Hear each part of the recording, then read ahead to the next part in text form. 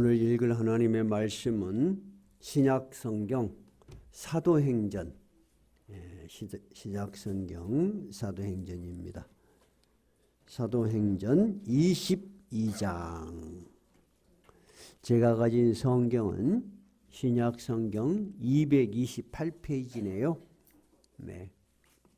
22장 제일 마지막 절 30절부터 23장 11절까지 우리 함께 읽도록 하겠습니다. 자, 다 찾으셨죠? 함께 읽겠습니다.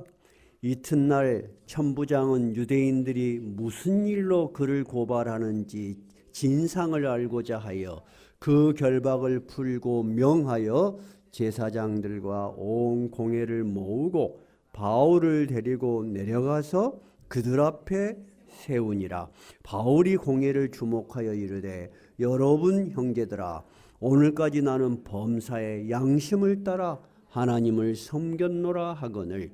대제사장 아나니아가 바울 곁에 서 있는 사람들에게 그 입을 치라 명하니, 바울이 이르되, 회칠한 담이여, 하나님이 너를 치시리로다. 네가 나를 율법대로 심판한다고 앉아서 율법을 어기고 나를 치라 하느냐 하니, 곁에 선 사람들이 말하되, 하나님의 대제사장을 내가 욕하느냐? 바울이 이르되, 형제들아, 나는 그가 대제사장인 줄 알지 못하였노라. 기록하였으되 너희 백성의 관리를 비방하지 말라 하였느니라 하더라.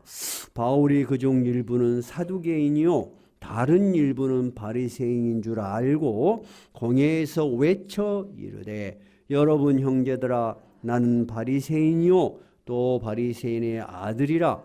죽은 자의 소망 곧 부활로 말미암아 내가 신문을 받노라.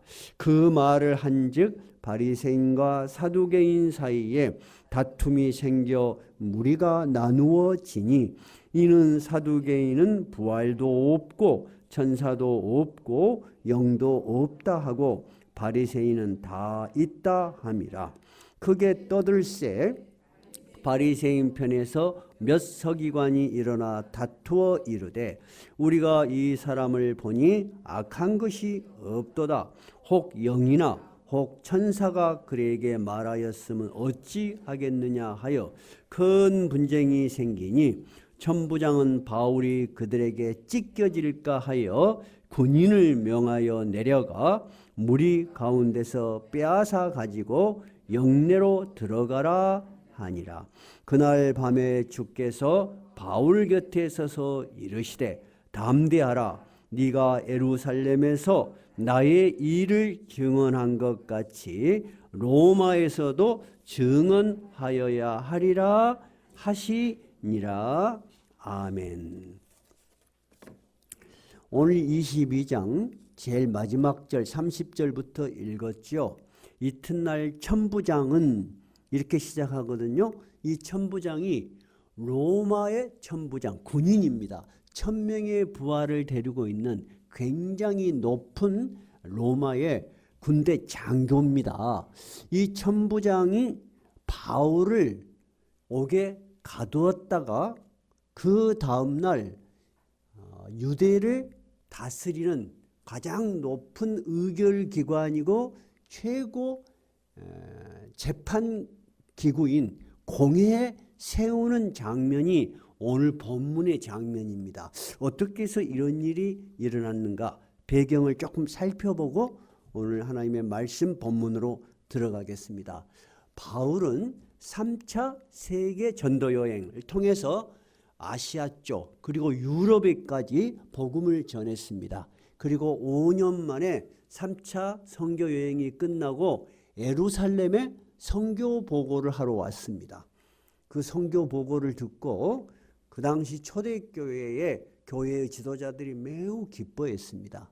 그런데 바울이 예루살렘 성전에 있을 때 그 당시 예루살렘이 6월절이었어요. 이방에서 온 많은 유대인들이 바울을 보더니 바울이 이방인을 데리고 성전에 들어갔다. 그렇게 있지도 않는 중상모략을 한 것입니다. 근데 이방인을 데리고 성전에 들어가면 돌로 맞아 죽는 중죄였어요.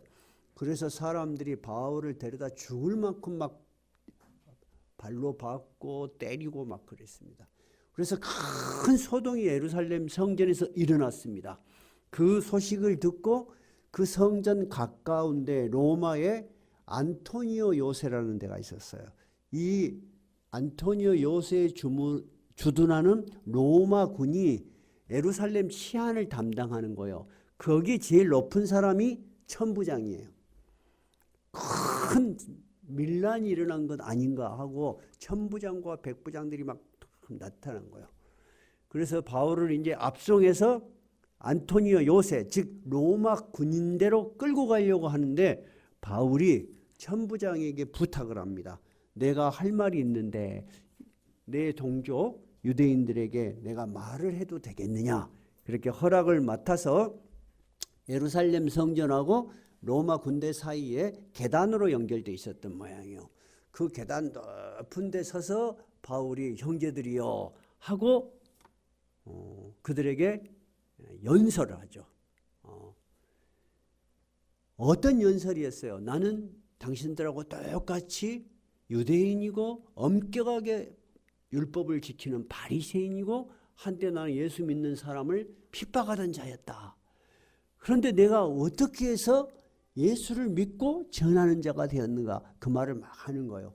그러니까 사람들이 막 이 사람이 무슨 말 하는가 하고 듣다가 마지막 바울이 그 우리가 죽었다고 생각하는 십자가에 분명히 죽었던 그 예수가 나에게 나타나서 이방에 예수를 전하라고 했다. 그 말을 듣고 유태인들이 막 분노를 하는 거예요. 아니 우리가 믿는 그 하나님만이 유일하신 하나님인데 어떻게 십자가에서 죽은 우리가 십자가에서 죽인 예수가 하나님이 될 수가 있고 그런 사명을 줄 수가 있는가? 자, 한번 찾아볼까요? 그들이 얼마나 분노했는가? 22장 오늘 조금 그 부분요. 22절 한번 읽어봐요. 22절 시작. 이 말하는 것까지 그들이 듣다가 소리질러 이르되 이러한 자는 세상에서 없애버리자. 살려둘 자가 아니라 하여 떠들며 옷을 벗어 던지고 티끌을 공중에 날린다. 막 옷을 벗고 막 악을 쓰고 막 이 천부장이 뭐 유태말을 잘 몰라요. 뭔가 이 바울이라는 죄수가 뭔 말을 하니까 사람들이 다 들을 때까지는 천부장도 그냥 크게 경계심을 안 가졌던 것 같아요. 근데 무슨 말을 했는지 모르지만 이 백성들이 다시 막 저놈 죽여라고 막 난리가 난 거예요. 그 천부장이 급히 깜짝 놀래가지고 이 바울을 끌고 갑니다. 그리고 백부장, 자기 밑에 100명의 부하를 거스리는 백부장에게 이 사람이 무슨 죄가 있는지 매달아서 채찍질해서 알아봐라 이렇게 이야기를 하는 거예요. 근데 이 백부장이 집행하려다 보니까 이 바울이 로마 시민권자인 거야. 바울이 내가 로마 시민인데 너희들이 법적인 절차도 없이 나를 매달아서 채찍질하고 고문하려고 하느냐 이렇게 깜짝 놀란 거예요. 왜냐하면 그 당시는 로마가 세계를 지배를 한단 말이에요. 법적인 절차가 없이 로마 시민권자를 옥에 가두기도 못하고 채찍질, 고문 일체 못해요. 그만큼 로마 시민이라는 것을 로마에서 법적으로 권위를 높여준 거예요. 그래서 천부장에게 보고를 하는 거예요. 아니 이 사람이 자기가 로마 시민이라고 합니다. 천부장이 깜짝 놀라서 와서 보니까 그냥 로마 시민이 아니야. 태어날 때부터 이 집안이 굉장히 유력한 집안이라는 그 상징이에요. 그래서 천부장이 나는 돈을 주고 시민권을 샀는데, 그러니까 이 천부장도 원래 로마 사람이 아닌 모양이에요. 근데 당신은 어떻게 해서 로마 시민이 되었나? 그러니까 나는 태어날 때부터 로마 시민이었다. 더 놀란 거예요. 그러니까 이 천부장이 지금 이 바울을 어떻게 해야 될지 모르는 거예요. 옥에 가두어서 죄를 알 수도 없고, 근다고 가만둘 수도 없고 자기가 신문하자니 로마 시민이고 어쩔 줄 모르다가 생각이 낸 것이 차라리 우리 손을 떠나서 이 사람 유대인이니까 유대의 최고 재판기구인 공회에 넘겨버리자. 그러면 자기들이 죄를 정해서 벌을 주든지 말든지 할 거 아니냐. 지금 그것이 본문이 시작되는 내용이에요. 그렇죠? 22장 30절 마지막 절에 보니까 이튿날 천부장이 바울의 결박을 풀고 명하여 제사장들과 온 공회를 모으고 바울을 데리고 내려가서 그들 앞에 세워라. 이제 우리가 관여할 문제 아니다. 괜히 머리 아프겠다. 이렇게 된 거예요. 이제 이해가 되시죠? 이 공회 앞에 세워라 하는데 공회는 뭐냐면은 회의 기구를 이야기해요. 그 당시 헬라 말로는 산헤드린, 우리는 산헤드린이라고 되어 있는데 시네드리온 그렇게 발음을 하는데 산헤드린 공회예요. 한번 따라해 보세요. 산헤드린 공회. 네, 산헤드린 공회는 최고 의결 기관이고 재판 기관이에요. 거기는 71명으로 구성되어 있었어요.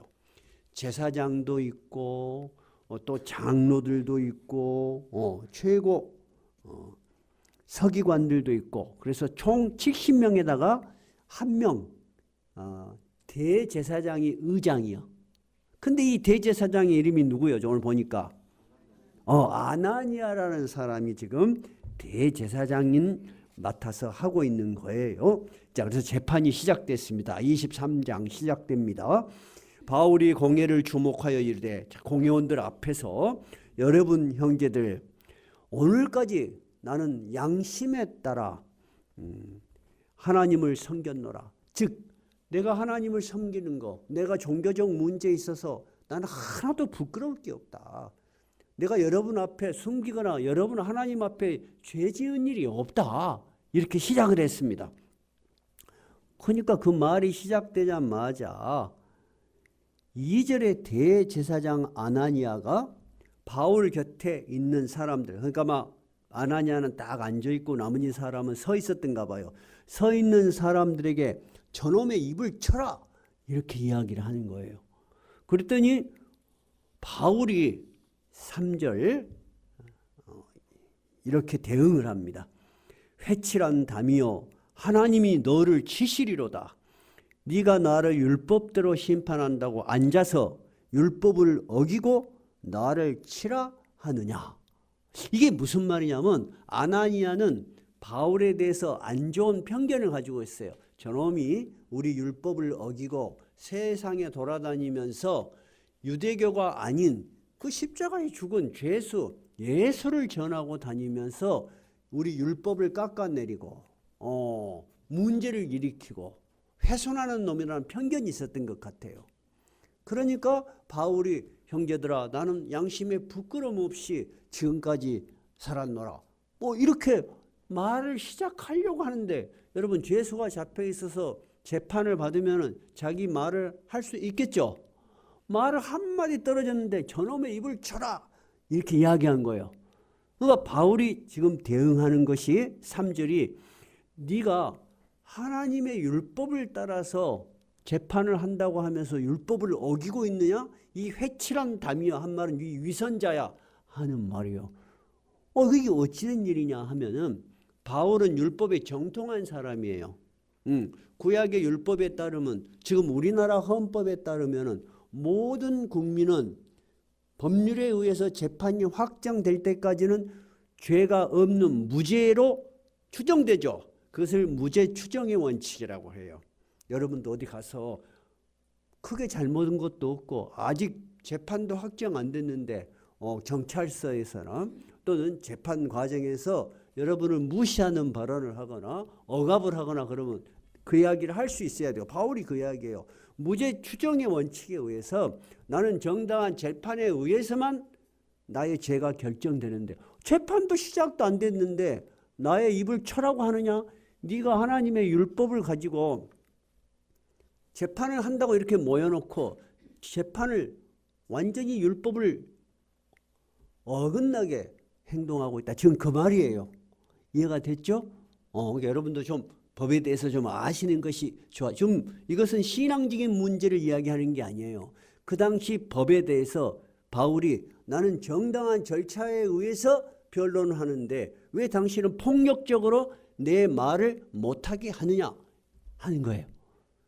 이해가 되셨죠? 그랬더니 4절 표태선 즉 대제사장의 사람들이 말하되 네가 하나님의 제사장을 욕하느냐?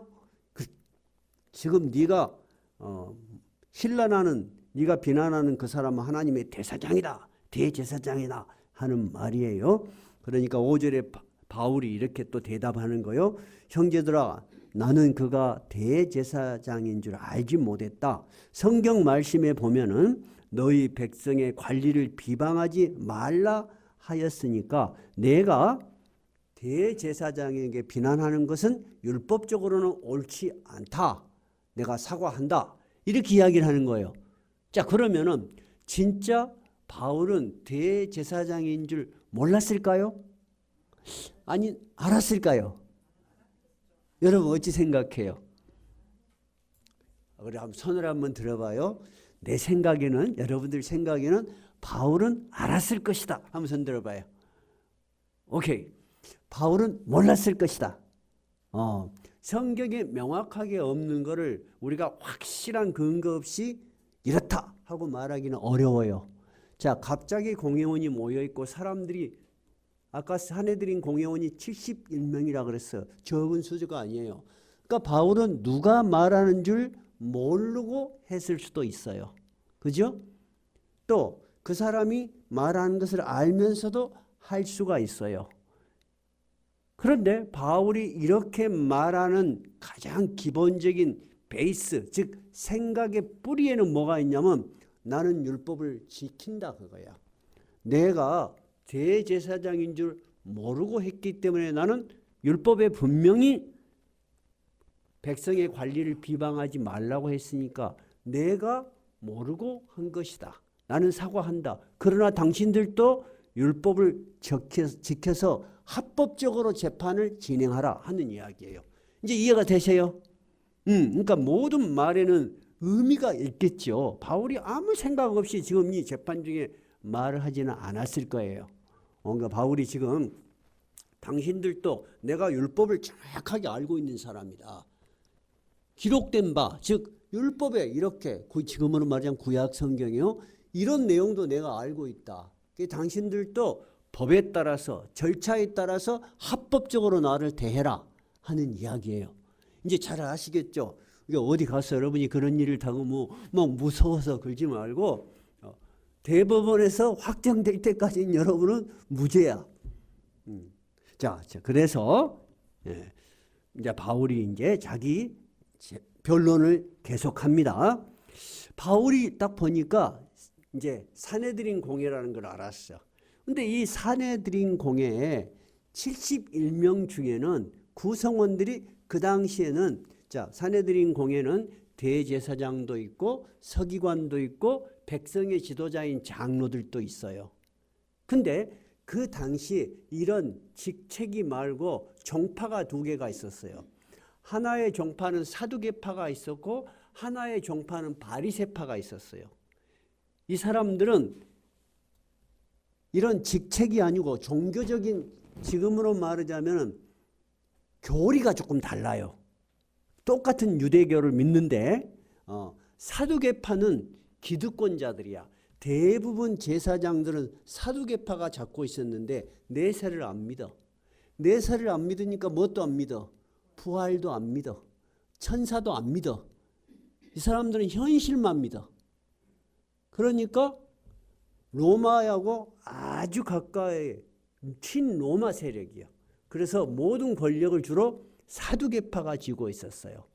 그러면 유대 백성들은 로마에 가까운 사람들을 좋아할까요? 로마에 대항하는 사람들을 좋아할까요?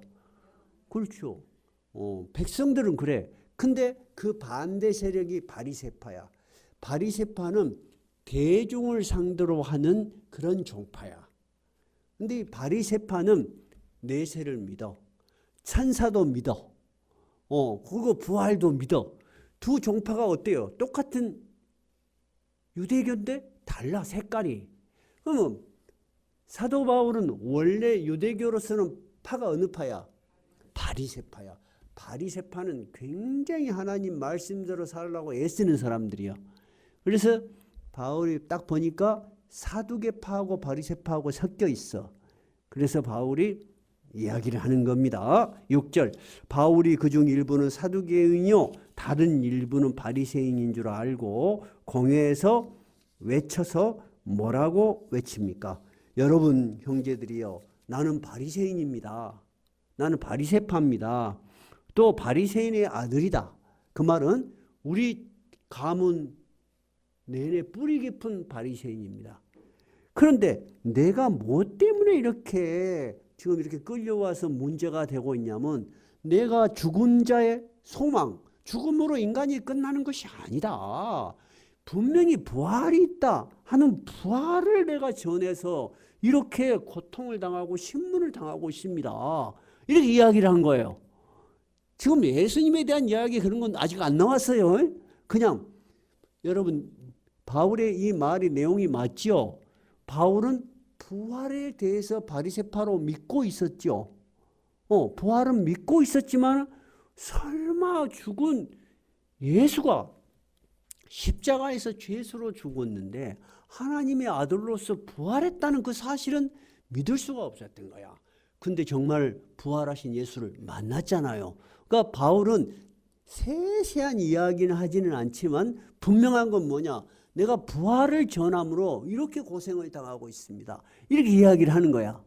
그러니까 재판을 하려고 모였던 사두개파하고 바리새파하고 서로 생각할 때 사두개인들은 부활이 어디가 있어 저놈의 새끼 이렇게 생각할 거고, 바리새인들은 우리가 생각하는 걸, 우리가 생각하는 믿음을 지지하고 있잖아. 그럼 뭐가 저 사람이 문제가 있는 거야? 하고 신문을 하기 전에 아예 자기들끼리 문제가 생겨버린 거야. 그래갖고 한쪽은 부활이 어디가 있어, 그리고 한쪽은 부활은 있다, 왜 없다고 하냐 하고 자기들끼리 막 문제가 생겨갖고 자기들끼리 막 싸우는 거예요. 자, 한번 봐봐요. 자, 7절, 그 말을 하니까 바리새인과 사두개인 사이에 다툼이 생겨 무리가 막 나누어졌어. 분쟁이 생긴 거예요. 이는 사두개인은 부활도 없고 천사도 없고 영도 없다고, 바리새인은 다 있다 함이라. 자, 그러니까 바리새인들은 자기들은 분명히 부활이 있다고 믿고 있는데, 이 바울이라는 사람은 확신을 가지고 부활에 대해서 말을 한단 말이에요. 그리고 바울에 대해서 이미 많이 들었어요. 이 사람들은, 높은 지위에 있는 사람들은. 바울이 그 당시 아주 높은 학문과 높은 지위에 있었던 바리새인이었잖아요. 바울에 대해서 다 알아. 그러니까 정말 바울이 봤던 어떤 내용들을, 어떤 주장하는 내용들이 정말 천사나 정말 영적인 존재가 말해준 것이다, 또는 보여준 거라면 어떻게 되냐, 우리가 잘못하면 죄를 짓지 않겠느냐, 그런 걱정이 됐던가 봐요. 자, 그래서 9절 한번 봐봐요. 크게 떠들새 바리새인 편에서 몇 서기관이 일어나 다투어 이르되, 우리가 이 사람을 보니 악한 것이 없도다. 혹 영이나 혹 천사가 그에게 말했으면 어찌려고 하냐. 그러니까 이제 자기들끼리도 문제가 막, 자기들끼리 종교적인 논쟁이 막 생겨본 거예요.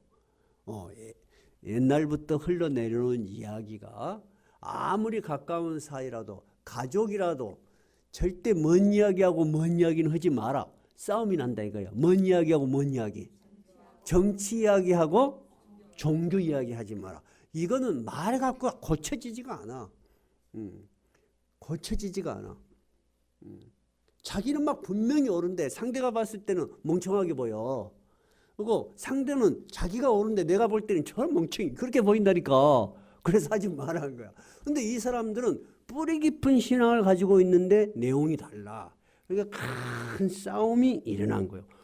천부장은 이제 지켜보면 이 사람들이 바울을 심판을 하면은 자기는 짐을 벗겠지 했는데, 아니 문제가 해결되기는커녕 더 큰일 났어. 바울이 맞아 죽겠어. 찢어 죽을 것 같으니까, 아이고 이거 큰일 났다. 로마 시민권자인 사람을 우리 군대가 보호를 못하고 상해를 입었다.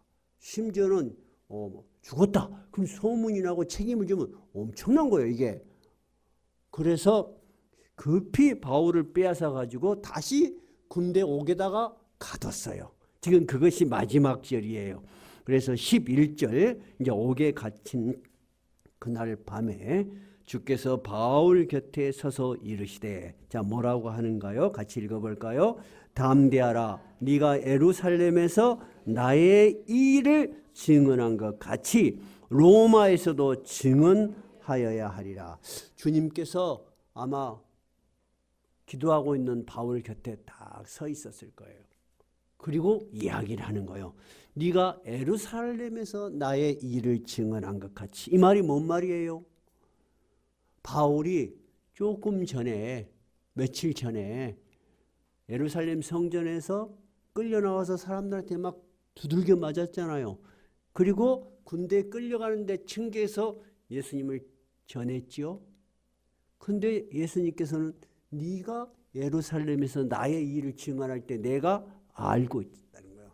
내가 보고 있었고 내가 네 옆에 있었다는 거야. 지금 그 이야기를 하는 거예요.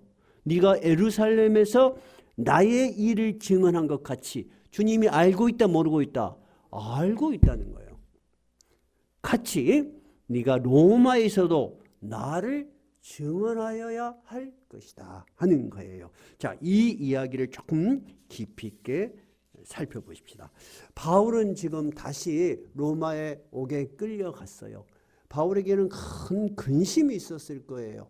왜 큰 근심이 있었냐? 자기는 믿음이 있고 또 주님이 함께 하심을 믿지만은 인간이니까 이 일이 어떻게 될지 염려가 되겠죠. 근데 더 큰 염려는 지금 바울 혼자 3차 선교 여행을 하고 예루살렘에 왔어요. 이방에서 예수를 믿은 제자들 데리고 왔어요. 데리고 왔잖아요. 예수를 전해서 믿은, 지금 우리 교회에도 전도를 해서 오신 분들이 있어요. 또 우리 한 달에 한 번씩 꼭 오시는 우리 하숙 씨도 오셔서 너무 좋아. 아까 인사가 빠졌어요. 반가워요. 자, 근데 그분에게 좋은 일만 계속 생기면 전도한 나도 기분이 좋지만 안 좋은 일이 생기면 나도 마음속이 어때요? 걱정이 돼. 또는 내가 하고 있는 일이 좀 안 됐어. 그래서 내가 잘 되고 막 자랑할 만한 일이 많으면 내가 전도한 사람에게도 봐라, 이렇게 예수 믿으니까 좋은 일이 많이 생기지 않냐? 그럴 수 있을 텐데. 그렇겠지, 여러분? 아니, 바울이 그 이방에 있는 사람들까지 다 데리고 예루살렘 교회로 왔어. 그냥 온 것도 아니요. 예루살렘 교회를 돕자고 헌금까지 모아갖고 왔는데 자기가 옥에 갇혀 있어. 끌려가고. 그러니 저들이 얼마나 믿음에 시험에 들까, 그런 염려도 생길 수 있겠지 않습니까, 여러분? 그래서 항상 여러분이 성경을 읽을 때 내 마음에 드는 구절만 찾으려고 읽으면 안 돼. 이 본문이 의미하는 바가 무엇인지 내용을 좀 정확하게 알려고 생각해야 돼요. 바울이 아마 그렇게 기도했을 거예요. 그런데 하나님께서, 주님께서 바울 곁에 딱 서 있는 거예요. 그러면서 바울아, 염려하지 말고 담대해라 하는 거예요. 네가 예루살렘에서 나의 일을 증언한 것 같이, 즉 네가 예루살렘에서도 두려워하지 않고 사람들에게 담대하게 나에 관한 복음을 전한 것을 내가 알고 있다는 거야. 그때도 내가 네 옆에 있었다는 거야. 그뿐만 아니라 네가 이 이후에 이 예루살렘이 아니라 세계를 다스리는 가장 세계 최강의 나라, 그 심장부 로마에 너를 데리고 갈 것이다. 네가 거기에서도 나를 증언하게 될 것이다. 그것이 너에 대한 나의 비전이다. 네가 비록 이렇게 죄수로 옥에 갇혀 있고 사람들이 막 저게 어찌 될까 궁금해하고 염려하겠지만 그것은 사람들 생각이라는 거야. 나는 이런 과정을 거쳐서 너를 어디로 데리고 가려고 한다? 로마로 데리고 가려고 한다.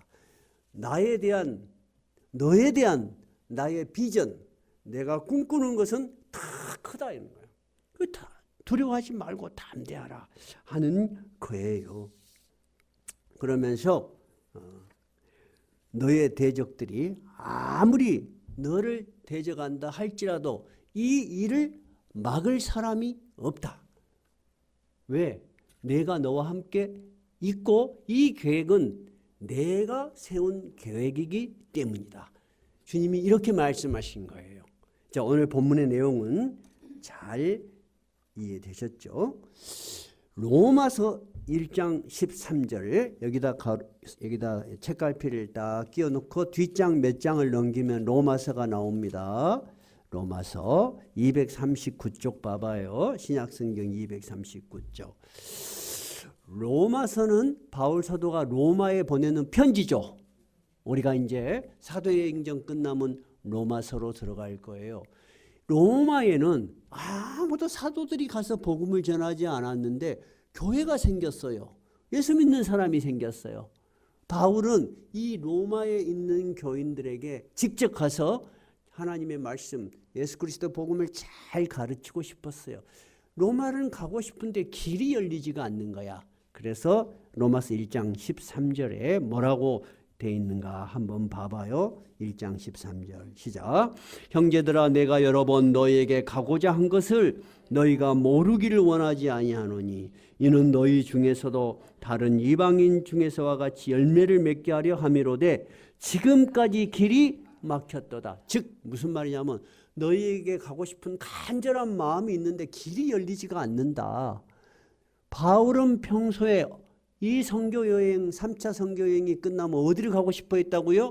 로마에 가고 싶어 했어. 근데 자기로서는 길이 열리지가 않은데 지금 하나님께서는 네가 로마에서도 나를 증언하여야 하리라고 말한 장소가 어디예요? 지금 그렇게 하나님이 약속하시고 하나님이 비전을 이야기한 장소가 어디예요? 옥입니다. 로마 군대의 옥입니다. 너는 죄수인 것 같지만은 아니다는 거야. 내 눈에는 네가 죄수가 아니고 로마로 가는 과정에 불과한 거야. 네가 당하는 모든 고난이 사람들이 볼 때는 뭐가 잘 안 된 것 같고 뭔가 좀 쪼그라든 것 같고 뭔가 계획이 좌절된 것 같은데 전혀 그렇지 않다는 거예요. 하나님의 큰 계획 속에서는 지금 로마로 가는 과정이라는 거야. 그러니까 담대하라 하는 거예요. 우리가 인생을 살면서 우리는 누구나 다 계획을 세우고 삽니다. 그죠? 잘 되기를 바라요? 잘 못 되기를 바라요?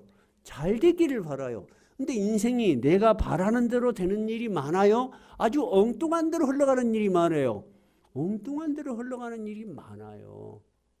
그게 바로 여러분 인간이 한계예요. 근데 인간은 한계가 있지만 하나님은 우리가 실패한 것 같은 데서도 아니야. 전혀 또 새로운 길로 인도해. 우리는 알 수 없지만 하나님이 자기의 계획을 가지고 우리에게 자기의 비전을 실현하시는 거예요. 그것을 우리는 하나님의 섭리라고 하는 거예요. 한번 따라해 보실래요? 하나님의 섭리. 네. 하나님의 섭리는 인간의 눈에는 온전하게 보이지가 않습니다. 오직 누구만이 알고 계세요? 하나님만이 알고 계세요. 그런데 하나님은 그 자기의 계획을 실현할 능력이 있으세요. 근데 그 실현해 가는 과정이 내가 원하는 대로 되지 않아도 나를 인도하시는 그 하나님이 섭리가 있다고 우리가 믿을 때 우리는 담대해질 수가 있는 거예요. 여러분 그래요 안 그래요? 그러잖아요. 우리가 예수 그리스도를 전하는 복음을 어떤 사람에게 전했어. 그 사람이 믿었으면 얼마나 좋겠습니까? 그 사람도 정말 인생의 영원한 생명을 얻는 축복을 받는 것이고 나도 내가 전한 결과가 좋으니까 얼마나 좋겠어요. 그죠? 그것이 바로 우리의 기대야. 근데 하나님의 생각은 다를 수가 있어. 이 사람이 나를 무시하고 그러다가 인생에 굽이 가다가 어느 세월에 어느 날 크게 인생의 어려운 상황 속에서 그 사람이 말했던 내가 신앙생활을 그때 하지 않았던 것이 참 어리석었구나 하고 깨달을 수도 있어요. 우리나라가 IMF라는 처음 세계적인 시스템 속에 우리나라가 한번 들어간 일이 있어요. 그 전에는 우리나라만 잘하면 된다고 생각했어요. 네, 여러분 IMF 기억나죠? IMF가 뭐예요? 우리가 우리끼리 잘하면 잘 살 수 있을 것 같은데 우리나라는 대부분 국가의 부가 수출을 통해서 우리가 먹고 삽니다. 우리는 세계화의 경제가 딱 막히면 갑자기 모든 게 무너질 수 있는 시스템을 가지고 있어요. 외환 보유고, 즉 해외 나가면 우리나라 돈으로 결제하지 않고 뭘로 결제를 해요? 달러로 결제를 해요. 근데 무조건 은행 돈을 빌리고 하다가 보니까 외환이 다 떨어져 본 걸 모르는 거야. 근데 국제시장에서는 이제 도래가 됐으니까 돈 내놔라 하면 뭔 돈을 우리가 줘야 돼요? 달러를 줘야 돼요. 달러가 없는 거야. 그러니까 국가적 재난이 온 거예요. 무슨 이야기를 하려고 하냐면 그래서 IMF가 왔어요. 보통의 불경기다 그러면은 하층민들의 고통이 와요. 일자리가 먼저 없어지니까. 근데 IMF가 오니까 특징이 화이트 칼라, 무역업을 하는 큰 국제 그 시스템 속에 들어있는 큰 대재벌, 큰 기업들이 문제가 생긴 거야. 그래서 전부 구조조정을 한 거야. 그러니까 갑자기 대학을 나와가지고 사무실에서 있던 젊은이들이 다 실업자가 된 거야. 근데 어느 날 어떤 교회에서 주일날도 아닌데 양복을 입고 젊은이들이 막 교회로 몰려드는 거야. 이 젊은이들이 왜 온가? 목사님이 놀란 거야. 이 젊은이들이 어떤 젊은이들이냐? 학교 다닐 때 초등학교, 중학교, 고등학교 때 부모님 밑에서 예수를 믿었던 청년들이 대학 다니면서 예수를 안 믿은 거야. 직장만 잘 다니고 내가 돈만 잘 벌으면 될 것 같았는데 IMF가 온 거야. 실직을 당해서 대거. 그러니까 크리스찬 젊은이들이 다 어디로 온 거야? 교회로 오는 거야. 왜? 기억이 나기 때문에. 여러분 우리가 인생의 굽이 어떤 일이 있을지 모르지만 하나님은 믿는 자들의 삶에 대해서 무관심하거나 그다음에 내팽개치지 않으세요. 바울이 지금 옥에 갇혀 있고 기도하고 염려하는 마음이 있겠지만 하나님은 바울에게 뭐라고 이야기하는 거예요? 담대하라는 거야. 근데 담대해야 될 근원이 뭐예요? 네가 나를 위해서 했던 과거의 일도 기억하고 있고 그리고 너에 대한 미래의 비전도 내가 가지고 있다는 거야. 그러니까 바울아 염려하지 마라. 내가 너를 로마로 데리고 가겠다는 거야. 그럼 여러분 바울 사도는 어떻게 로마에 가게 됐을까요? 그것을 알려면 다음 주 예배는 꼭 와야 되겠네요. 그죠? 하숙 씨도 다음 주에는 한 번 더 와요. 네, 그러면 분명히 알 거예요.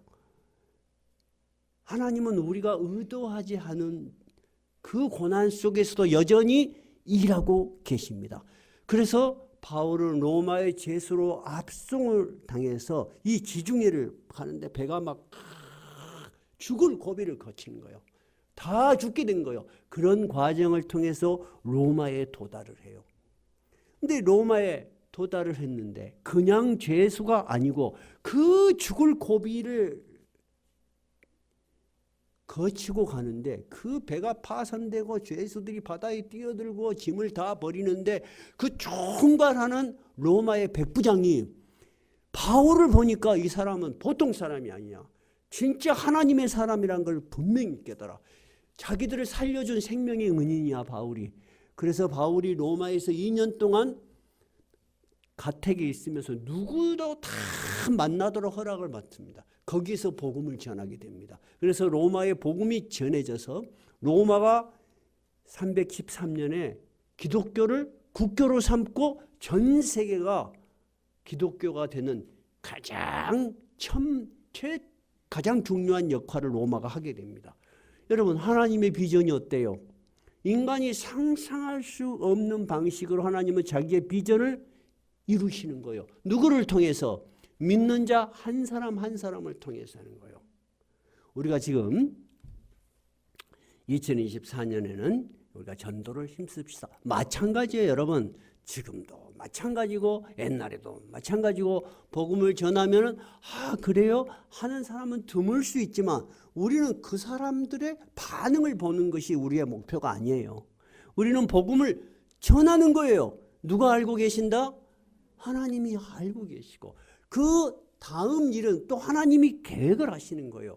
우리가 그런 믿음이 있기 때문에 우리가 복음을 전합시다. 우리가 무슨 일을 당해도 자존심 상해하지 않고 좌절하지 않고 하나님이 아시는 일이요.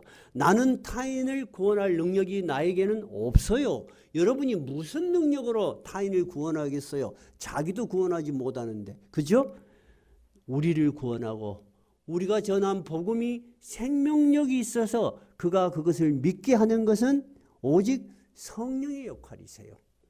우리가 그것을 믿을 수 있을 때 우리는 비로소 하나님 안에서 편안함을 가질 수 있고 또 담대함을 가질 수 있는 거예요. 그러면 거꾸로 바울이 전한 복음을 듣자마자 저놈의 입을 쳐라 했던 대제사장 아나니아 그리고 바울을 심판했던 유대의 공회는 거꾸로 어떻게 되었을까요? 그로부터 약 10년쯤 되었습니다. AD 66년에 유태의 반란이 일어났습니다. 우리는 로마에 대해서 독립운동을 해야 되겠다. 그리고 아주 치열하게 항쟁이 일어났어요. 근데 이 아나니아라는 사람은 그 당시에 역사가 유대의 역사가 요세푸스의 기록에 의하면 이 사람은 헤롯 왕으로부터 대제사장직을 샀어. 돈을 주고. 근데 얼마나 악독한 사람이었냐면은 그 당시만 해도 유대교 대제사장이 11조를 싹 모으면 그 모은 헌금을 누구를 또 나눠줘야 돼요? 제사장들을 줘야 되겠죠? 그런 제도가 아직까지 그 당시에는 그대로 활성화되고 있었는가 봐요. 근데 제사장들에게 돌아갈 11조를 자기가 다 떼먹어 본 거예요. 그리고 아주 잔인하고 폭력적이었다고 해요. 이 아나니아는 그 로마에 반란이 일어났어. 그러면 여러분 우리도 일제시대 때 그러잖아요. 일제시대에 일제의 한거를 하다 보면 친일파가 또 제거의 대상이 되겠죠. 그러니까 사람들이 이 아나니아를 잡아 죽이려고 하는 거예요. 그러니까 아나니가 그 지금으로 말하자면 수로 꼬랑 이 물이 흘러가는데 숨어 있었는데 들켜서 죽었어요. 그리고 AD 70년 다 10년 정도밖에 안 됐어요. 로마가 드디어 이 유대인들 이대로 두면 안 되겠다. 그리고 진격을 해요. 대군단이. 그래서 예루살렘 성전이 다 무너져 버려요. 여러분 예루살렘 성전이 돌 하나가 돌 위에 남지 않도록 다 불타버려. 성전이 없으니까 뭐가 필요가 없어? 제사장이 필요 없어. 그때로부터 2000년 동안 예루살렘 성전도 지금 없습니다. 그리고 제사장 제도도 없습니다. 신기해요. 참 신기한 게 제가 이스라엘에 가면은 아니 지금쯤은 예루살렘 성전 하나 지을 수도 있잖아요. 없어요. 그 자리에는 이슬람 성전이 있어요. 하나님께서는 로마의 옥속에 갇혔던 바울을 통해서 하나님의 나라는 전진하게 하셨어요. 그리고 그들을 회방하고 박해하고 무시하던 그 무리들은 싹 없애버렸어요. 대제사장 아나니아는 칼에 맞아 수로에서 죽었습니다. 그것이 바로 얼마나 우리의 인간의 역사가 우리의 보는 눈하고는 다르냐 하는 거예요. 오늘 성경이 바울 사도에게 마지막 한 이야기. 다시 본문으로 가봐요. 본문에 가봐요. 11절에 같이 한번 읽어봐요. 그날 밤에 주께서 바울 곁에 서서 이르시되 담대하라. 네가 예루살렘에서 나의 일을 증언한 것 같이 로마에서도 증언하여야 하리라. 하는 말은 네가 나의 이름을 위하여 수고한 과거도 알고 있고 지금도 내가 네 옆에 서 있고 너에 대한 나의 비전도 나는 가지고 있다는 거예요. 여러분 이것이 바로 믿음입니다. 우리의 믿음은 무엇을 아는 것으로부터 시작해서 그 아는 것이 하나님이 나의 옆에서 나의 과거도 아시고 오늘도 아시고 미래에 대한 나의 비전도 가지고 계신다는 굳은 믿음이 있을 때 우리는 비로소 주님 안에서 편안함을 느낄 수 있어요. 저도 어제 저녁에 그런 생각 저런 생각을 참 많이 했습니다. 우리가 굽이굽이 인생을 돌아서 왔어요. 근데 우리 인생의 마지막이 어떤 모습으로 끝날지 아무도 모르잖아요. 우리는. 근데 우리는 약속받은 것이 있어. 마지막 우리는 어디로 가는 거예요? 하나님의 나라로 가는 거예요. 근데 예수 그리스도를 모르는 사람은 어떻게 해야 돼요? 마지막에 허무하고 분하고 억울해. 내가 이렇게 살라고 이 고생했나? 여러분도 생각해 봐요. 마지막에 소망이 없고 약속이 없으면 살아온 지난 세월 얼마나 억울한 일 많고 분한 일 많고 그렇지 않아요? 그죠? 근데 그러한 모든 억울하고 분했던 그런 일들을 통해서 하나님은 예수 그리스도를 아는 참으로 고상한 지식을 나에게 주셨다. 알게 하셨다. 이 복을 주셨구나 하고 믿을 때 우리의 모든 과거도 의미가 있는 거예요. 우리 현재도 의미가 있는 거예요. 우리의 남은 삶도 의미가 있는 거예요. 이 하나님의 섭리가 우리의 믿음의 뿌리가 되어야 합니다. 오늘 참석하신 모든 분들께 이 믿음이 여러분의 믿음이 되시기 바랍니다. 찬송가 382장입니다.